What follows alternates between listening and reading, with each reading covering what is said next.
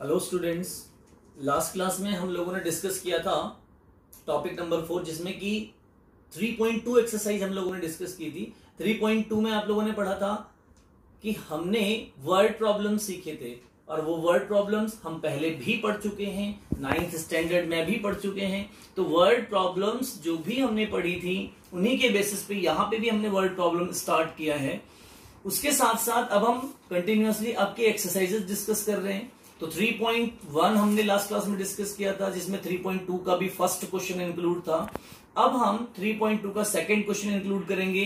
आप लोग अपनी अपनी बुक्स अपने सामने रखें जी, एनसीईआरटी बुक्स अपने सामने रखें। हाँ जी, अब देखिए जरा, उसमें क्वेश्चन नंबर 1 के दोनों पार्ट हम डिस्कस कर चुके हैं लास्ट क्लास में। आज हम डिस्कस करेंगे क्वेश्चन नंबर 2। सेकेंड क्वेश्चन देखें क्या कहते हैं, मैंने बोर्ड पे लिखा हुआ already. Exercise 3.2 question number 2, on comparing A1 upon A2, B1 upon B2 and C1 upon C2, find out या check whether the given linear equation, given lines या linear equations representing the pair of equations intersect at a point are parallel or coincident। क्या मतलब बेटा, ध्यान से देखें। On comparing A1 upon A2, B1 upon B2 and C1 upon C2, check whether the lines representing the pair of equations, मतलब A1 upon A2, B1 upon B2 और C1 upon C2 को use करना है। और जो ये pair of equations आपको दी गई है बेटा, 3 क्वेश्चंस हैं इसके, 3 पार्ट है इसके। तो ये जो पेयर ऑफ इक्वेशंस हैं इनसे ग्राफ बनाने पर जो लाइंस आएंगी वो लाइंस इंटरसेक्टिंग लाइंस होंगी, वो लाइंस पैरेलल लाइंस होंगी या वो लाइंस कोइंसिडेंट लाइंस होंगी। ये आपको इस एल्जेब्रिक कंडीशन से बताना है। ग्राफ नहीं बनाना, ध्यान रखना बच्चे, ग्राफ नहीं बनाना है आपको। विदाउट ड्रॉइंग द ग्राफ आपको बताना है इन कंडीशंस को कंपेयर करके कि जो इन इक्वेशंस को लाइंस रिप्रेजेंट करेंगी वो लाइंस इंटरसेक्टिंग होंगी, पैरेलल होंगी या कोइंसिडेंट होंगी। हमने डिस्कस किया था फर्स्ट टॉपिक में कि जब यूनिक सॉल्यूशन होता है तो ये लाइंस इस तरह से होती हैं, और जब नो सॉल्यूशन होता है तो लाइंस इस तरह से रिप्रेजेंट होती हैं, और जब इन्फिनिटली मैनी सॉल्यूशन होता है तो लाइंस इस तरह से होती हैं। और इसको हम यूनिक सॉल्यूशन की कंडीशन को हम कंसिस्टेंट भी बोलते हैं, और नो सॉल्यूशन वाली कंडीशन को हम इनकंसिस्टेंट बोलते हैं, और कोइंसिडेंट वाली सॉल्यूशन को हम कंसिस्टेंट और डिपेंडेंट बोलते हैं। तो बेटा हमें ग्राफ तो नहीं बनाना है, विदाउट प्रिपेयरिंग ग्राफ हमें बताना है कि इनका कौन सा लाइंस की कंडीशंस क्या होगी। तो हम क्या कर रहे हैं, आप ध्यान से देखें, इसमें से एक क्वेश्चन में करके दिखा रहा हूं और आई होप कि बाकी क्वेश्चंस आप खुद ही कर सकते हैं। ये फर्स्ट वाला क्वेश्चन में करके दिखाता हूं आपको। देखें, 5x - 4y + 8 = 0 और 7x + 6y - 9 = 0। ये जो कांस्टेंट, जो विदाउट वेरिएबल आपकी वैल्यूज है उनको आप इस तरफ भी रख सकते हैं, उस तरफ भी रख सकते हैं। अब चेक करते हैं बेटा, A1 upon A2 निकालते हैं तो ये होगा 5 upon 7, इसे हम और रिड्यूस नहीं कर सकते। उसके बाद B1 upon B2 फाइंड करेंगे तो -4 upon 6, और इसे आप रिड्यूस कर सकते हैं तो -2 upon 3। और आप ये देख रहे हैं कि दोनों नॉट इक्वल हैं। जब ये दोनों इक्वल होते हैं तब हमें C1 C2 की जरूरत पड़ती है, तब हमें C1 C2 बताता है कि नो सॉल्यूशन होगा या मैनी सॉल्यूशन। और जब ये दोनों ही नॉट इक्वल आ रहे हैं तो इसका मतलब यूनिक सॉल्यूशन होगा। लिखेंगे because A1 upon A2 not equals to B1 upon B2, therefore the pair of equation आप लिख सकते हैं the pair of equations representing these lines are intersecting at a point, या फिर यूनिक सॉल्यूशन लिख के भी लिख सकते हैं। therefore the pair of equations has unique solution, और कंसिस्टेंट भी लिख सकते हैं इसको आप। बट यहां पर इन दोनों में से हमें किसी भी फॉर्म में रिप्लाई नहीं करना था, हमें बताना था लाइंस रिप्रेजेंट जो कर रही है, जो लाइंस रिप्रेजेंट करेंगी इनको वो इंटरसेक्टिंग होंगी, पैरेलल होंगी या कोइंसिडेंट। तो आप यहाँ रखेंगे therefore the lines are the lines are intersecting.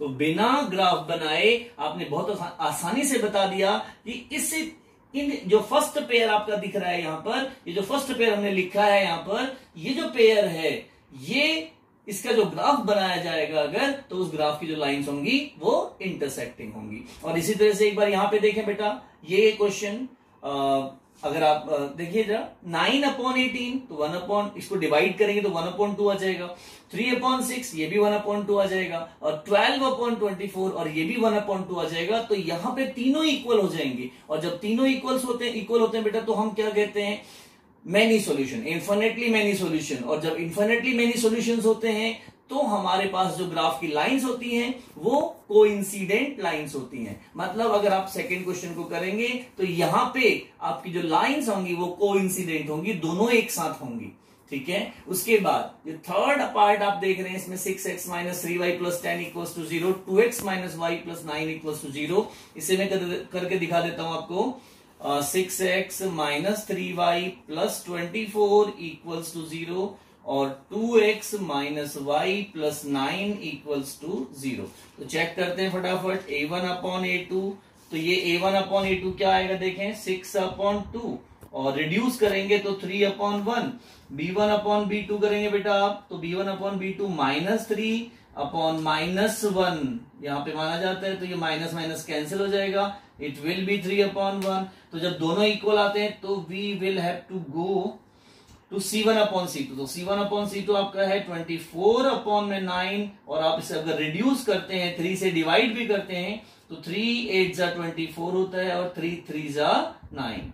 तो ये आ गया 3 8 24, 3 3 9। और यहां पे आप देख रहे हैं कि because a1/a2 equals to b1/b2, but it is not equals to C1/C2. Therefore, the pair of equation has no solution. तो इसका no solution है। Therefore, the lines are parallel. जो लाइन रिप्रेजेंट होंगी वो लाइंस कैसी होंगी, पैरेलल। ठीक, I hope आपको ये तीनों पार्ट क्लियर हो गए हों। ये वाला पार्ट मैंने करके नहीं दिखाया, आपको समझा दिया है कि आप इसमें चेक करें, a1/a2, b1/b2, c1/c2, वो all the 3 will be equal, तो मैनी सॉल्यूशन होगा। ओके, इसके बाद क्वेश्चन नंबर 3 पे मूव करते हैं। ऊपर देखें ध्यान से, क्वेश्चन नंबर 3 कहता है, again on comparing a1/a2, b1/b2 and c1/c2, find out whether the lines representing the pair of, sorry, whether the equation, जो ये इक्वेशन आपको गिवन है, इसमें भी आपको 3-4 पार्ट गिवन है। ये थर्ड पार्ट मैंने यहाँ पे लिखा हुआ है, फ्रैक्शन में है, इसलिए मैंने ये वाला पार्ट ले लिया, बाकी सिंपल है सारे पार्ट। तो ये जो लाइन इक्वेशन आप देख रहे हैं बेटा, ये कंसिस्टेंट और इनकंसिस्टेंट के फॉर्म में बताना है। इसे आप खुद भी कर सकते थे, लेकिन एक क्वेश्चन मैंने इसलिए ले लिया ताकि आपको पता लग जाए तरीका क्या है इसको करने का। सिंपल वही तरीका जो अभी हमने फॉलो किया था इससे पहले वाले क्वेश्चन में। आप देखें जरा, सबसे पहले आप इसमें a1/a2 निकालने वाले हैं। तो a1/a2 आपका देखिए क्या है, सॉल्यूशन डाल देते हैं इसका। तो a1/a2 आएगा बेटा 3/2/9/1 माना जाता है। देखो ये फ्रैक्शन 1 है, और ये नीचे वाला जो a1 के अपॉन में a2 रखा जाएगा, तो a1 ये पूरा है बेटा 3/2, और a2 आपका ये है। ऐसे ही अब इसको आप सॉल्व करेंगे अगर, तो आपने ये पढ़ा है कि जब अपॉन के अपॉन में होता है तो उसको हम रेसिप्रोकल कर देते हैं। 3/2 और 1/9 इसको डिवाइड करेंगे तो ये 3 3 9, तो फाइनली ये आ गया 1/6। अब देखते हैं क्या b1/b2 क्या आता है। b1/b2 है बेटा 5/3 और होल अपॉन में -10, और अपॉन 1 मान लिया जाएगा। It will be 5/3 into -1/10। ये देखो 10/1 को हमने रेसिप्रोकल कर दिया, 5 से फिर 2 टाइम कट जाएगा, ये आ गया -1/6। इस माइनस होने की वजह से हमें इसका यूनिक सॉल्यूशन मिल जाता है। अगर ये माइनस नहीं आता तो हम C1 और C2 के लिए भी जाते, बट अभी हमें नहीं जाना होगा, हमें यहां पे लिखना होगा because a1/a2 not equals to b1/b2, therefore the pair of linear equation या equation is consistent। Unique solution है तो इसलिए कंसिस्टेंट है, और अगर यूनिक सॉल्यूशन नहीं होता, नो सॉल्यूशन होता तो इनकंसिस्टेंट होता, और अगर मेनी सॉल्यूशन होता, तीनों इक्वल होता तो कंसिस्टेंट और डिपेंडेंट दोनों लिख सकते हैं आप कि कंसिस्टेंट भी है और डिपेंडेंट। ठीक है, इसके बाद क्वेश्चन नंबर 4 पे आए बेटा एक बार। आई होप कि इसके बाकी पार्ट आप कर सकते हैं इजीली। ओके, इसके बाद क्वेश्चन नंबर 4 देखें सभी बच्चे ध्यान से। क्या कहता है fourth question, which of the following pairs of equations are consistent. मैंने यहाँ पे डॉट डॉट लगा दिया है।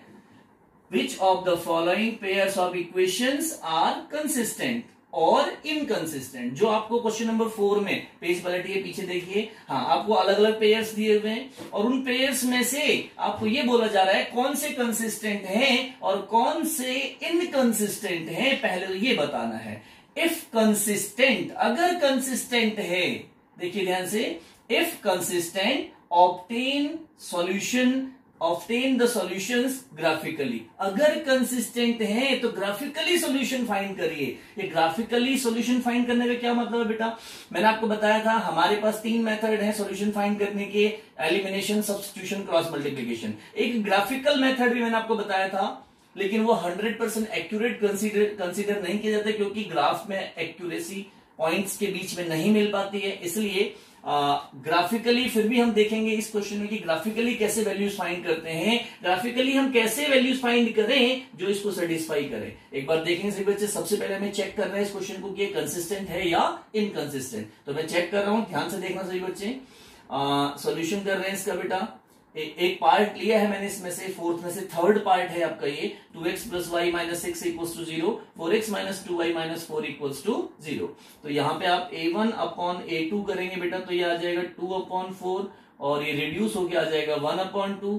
फिर आप b1 अपॉन b2 करेंगे तो b1 अपॉन b2 आपका आएगा, ध्यान से देखिएगा बेटा, 1 अपॉन माइनस 2, और आप देख रहे हैं ये दोनों नॉट इक्वल है तो लिखो यहां पे because a1 upon a2 not equals to b1 upon b2, therefore the pair of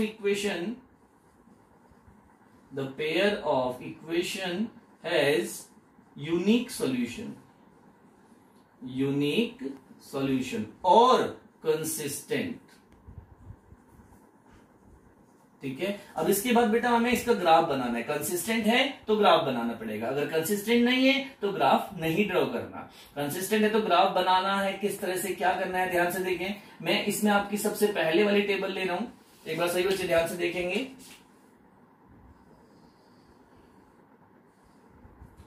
पहले ये इक्वेशन ले रहा हूं, फर्स्ट इक्वेशन, इसकी टेबल प्रिपेयर कर रहा हूं। आप ध्यान से देखिएगा, 2x plus y minus 6 equals to 0। तो यहां पे अब टेबल अगर बनाएंगे इसकी, तो सभी बच्चे जानते हैं, 9th में भी सीखा है आपने कि टेबल कैसे बनाई जाती है। ठीक है, तो देखें सभी इधर, अब पहले हम x और y दोनों की वैल्यूज को लेट करते हैं। एक बार हम x को 0 लेट करेंगे और एक बार y को 0, और जब हम x को 0 लेट करेंगे, एक बार यहां पे ध्यान दीजिएगा बेटा, यहां जो वैल्यूज आने वाली है वो यहीं से आने वाली है। जब आप x को 0 लेट करेंगे, अब यहां पे लिख सकते हैं लेट x इक्वल टू 0, तो आप देखिए यहां पे आप 0 रखेंगे तो y का वैल्यू क्या होने वाला है, -6।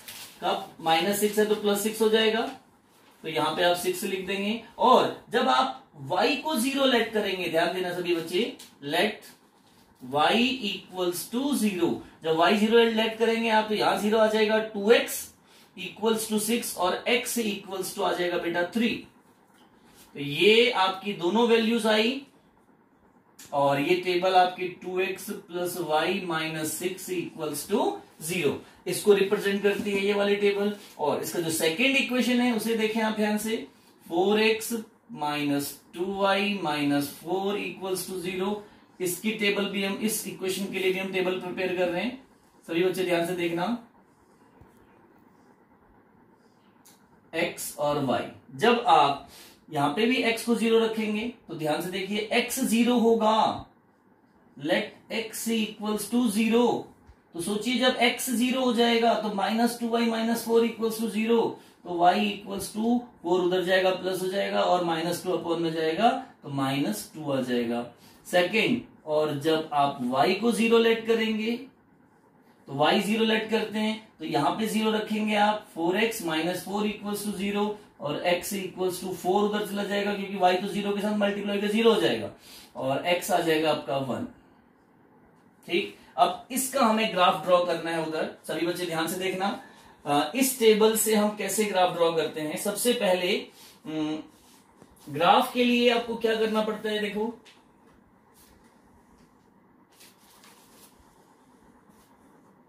x dash y dash 1 2 3 4 5 6 1 2 3 4 5 6 1 2 3 4 5 6 1 2 3 4 5 and 6। यह हम मैक्सिमम वैल्यूज, मैक्सिमम कॉलम हमने ले लिया। सबसे पहले हमें बेटा ये प्लॉट करना है, जरा एक बार ध्यान दें इधर सभी बच्चे। x0 y6 x0 y6 उधर देखें, x0 y6 जब एक वैल्यू 0 होता है और दूसरा हमें कोऑर्डिनेट गिवन होता है तो ये सीधे y एक्सिस पे आ जाएगा 1 2 3 4 5 6। यहां पे एक पॉइंट तो यहां पे प्लॉट होगा आपका 0 6 और दूसरा है x3, ध्यान दीजिएगा बेटा, x3 y0। अब वहां पे चले फिर से x3 तो 1 2 3 और जब y 0 है तो इसका मतलब यहीं पे आ जाएगा पॉइंट x3 y0 और x0 और y6 और इसको, इन दोनों पॉइंट्स को ज्वाइन करने वाली एक लाइन आप ड्रॉ कर देंगे तो ये जो लाइन आप देख रहे हैं बेटा, ये जो लाइन आप देख रहे हैं, ये लाइन जिस इक्वेशन को रिप्रेजेंट करती है उस इक्वेशन को आप यहां पे लिख दें 2x plus y - 6 equals to 0। अब दूसरी इक्वेशन की लाइन ड्रॉ करनी है, जरा बोर्ड पे देखें, एक बार यहां आए, टेबल पे आए, टेबल पे देखें x का वैल्यू 0 और y का वैल्यू -2, ध्यान से देखें 0, -2 वहां प्लॉट करना है। उधर देखें x0 और y -2 यहां पे है तो 0, -2। दूसरा पॉइंट फिर से टेबल पे आते हैं, x1 है और y0, ध्यान से देखिए बेटा, x1 y0 उधर प्लॉट करना है। फिर से x1 y0 वो यहां पे प्लॉट होगा और इन दोनों को ज्वाइन करती हुई एक लाइन आपको ड्रॉ करनी होगी स्केल्स की हेल्प से। ग्राफ पेपर पे आपको ये पॉइंट्स प्रॉपर दिए रहते हैं तो ये आपका बन गया दूसरी लाइन का ग्राफ और इस लाइन पर भी इसकी इक्वेशन आप लिख सकते हैं। वो वहीं देखें ध्यान से ग्राफ में, 4x - 2y -4 इक्वल्स टू 0। तो ये आप देख रहे हैं, ये जो ग्राफ आपने बनाया है ये उन दो इक्वेशंस को रिप्रेजेंट कर रहा है जो आपको गिवन थी, जिनके लिए, जिनका कंसिस्टेंट सॉल्यूशन था और जहां पे वो दोनों पॉइंट्स इंटरसेक्ट कर रहे हैं बेटा, ये इस पॉइंट की हम बात कर रहे थे, दिस पॉइंट, हम इसको P नाम देते हैं। तो ये P पॉइंट आप देख रहे हैं, यहां पे x का वैल्यू देखिए क्या है। x की तरफ आप अगर आते हैं तो ध्यान से देखिए x की तरफ कौन सा वैल्यू आ रहा है 2 और अगर y की तरफ यहां से आप मूव करते हैं तो y का भी क्या वैल्यू आ रहा है 2। तो जो P है, जो दोनों ग्राफ, दोनों लाइंस का जो इंटरसेक्शन पॉइंट है वो है 2,2 और यही पॉइंट वो सॉल्यूशन कहलाता है जो हमें इस पेयर ऑफ इक्वेशन के लिए चाहिए। तो ये 2,2, एक बार यहां देखें आप सभी बच्चे इधर आए, ये जो आपका पेयर ऑफ इक्वेशन था इसके लिए आपने सॉल्यूशन फाइंड किया ग्राफिकल मेथड से।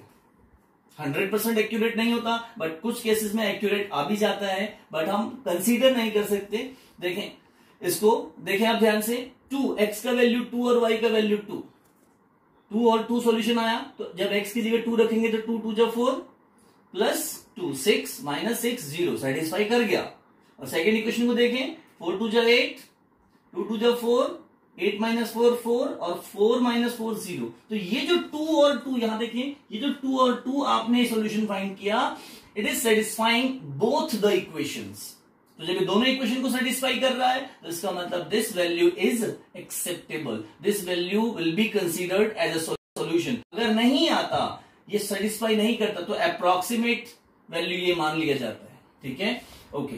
तो इस तरह से आपको इसके बाकी क्वेश्चंस भी करने हैं। अगर किसी में नो सॉल्यूशन आता है तो उसका तो आपको ग्राफ बनाना ही नहीं है, और जिसमें मैनी सॉल्यूशन आएगा तो मैनी सॉल्यूशन वाले क्वेश्चन में आपको जो ग्राफ बनाना है उसमें दोनों लाइंस इस तरह से एक के ऊपर एक आएंगी, और जब उसमें कोई भी पॉइंट आप ले लें वो सारे सॉल्यूशन कहलाएंगे। ओके, इसके बाद क्वेश्चन नंबर 5 देखें बेटा एक बार। वो एक वर्ड प्रॉब्लम बेस्ड क्वेश्चन है। क्या कहते हैं क्वेश्चन नंबर 5, ध्यान से देखिए अपनी बुक में। Half the perimeter of A rectangular garden. एक रेक्टेंगुलर गार्डन है, बनाना नहीं है, सिर्फ समझा रहा हूं। एक रेक्टेंगुलर गार्डन है, उसके पेरीमीटर का half whose length is 4 more than its breadth is 36 metre. अब इस क्वेश्चन को देखो, आपको लैंग्वेज में उसने कंफ्यूज करने की कोशिश की है। एक रेक्टेंगुलर गार्डन है और उस रेक्टेंगुलर गार्डन में जो लेंथ है, क्वेश्चन समझ रहे होंगे आप लोग। एक जो रेक्टेंगुलर गार्डन है, उस रेक्टेंगुलर गार्डन की जो लेंथ है वो ब्रेथ से 4 मोर है, और जो उसका पेरीमीटर का हाफ है वो 36 है। क्वेश्चन को ध्यान से पढ़िएगा। मैंने कहा था स्टार्टिंग में, वर्ड प्रॉब्लम स्टेटमेंट वाले क्वेश्चन को 2 बार 3 बार जरूर पढ़ें, उससे आपको बेटर समझ में आएगा। हर बार कुछ ना कुछ नई चीज समझ में आती है, ठीक है। अब देखिए जरा एक बार, कहते हैं half of the perimeter of a rectangular garden whose length is 4 more than its breadth is 36 meter। तो उसकी डायमेंशंस फाइंड करनी है। डायमेंशंस तो हम फाइंड कर लेंगे एक बार इक्वेशन मिल जाए। अगर इक्वेशन मिल जाती है तो फिर उसका हम ग्राफ ड्रॉ करेंगे, और ग्राफ ड्रॉ करने के बाद उस ग्राफ से बिल्कुल इसी तरह से सॉल्यूशन फाइंड करेंगे जैसे हमने यहां पर किया था अभी। और जो सॉल्यूशन से वैल्यू आएगी एक्स और वाई की, तो एक्स एक्सिस वाला जो आप लेंथ मानेंगे तो लेंथ होगा, और ब्रेड्थ जो वाई एक्सिस वाई लेंगे तो वो ब्रेड्थ होगा, ठीक है। तो इसको हम कैसे करते हैं एक बार ध्यान से देखें बोर्ड पे। सबसे पहले हम लिखेंगे लेंथ। आप लेंथ को लेट कर लेते हैं बी एक्स मीटर, और लेट ब्रेड्थ आपने लेट कर ली बेटा वाई मीटर। अब उसने ये बोला फर्स्ट कंडीशन में उसने बोला length is 4 more than breadth.